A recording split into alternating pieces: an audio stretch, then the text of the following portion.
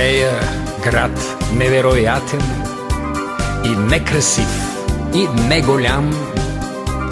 Дали е нефтокомбинатен или пристанищен, не знам.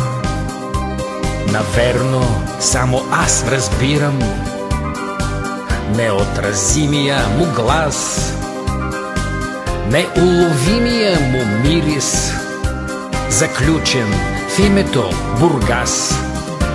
Издухан от бургаски вятър, окъпан от бургаски дъжд, аз влизам в малкия театър, в моя ден един и същ. Аз влизам в малкия театър, в моя ден един и същ. Наред десети по средата, зад масичка с микрофон и с химикалка в ръката, аз сядам тежко, като в трон. Актьорите играят, молят се, умират с изкуствен вик.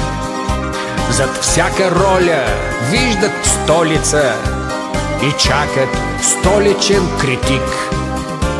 А моята столица е този дежурен, неудобен стол. Понякога от малко поза сам си поставям ореол. Понякога от малко поза сам си поставям ореол. И се опитвам да играя на старомоден романтик, но истината не е в тая лъжа на грешният език, а просто може би е в нещо с необясним, внезапен глас, с дъх на сол и на горещо, с име на дете Бургас. Бургас на детството ми, болката на младостта ми, дързостта. В теб ще свърши обиколката на дните ми и песента. В теб ще свърши обиколката на дните ми и песента. Бургас на детството ми, болката на младостта ми, дързостта.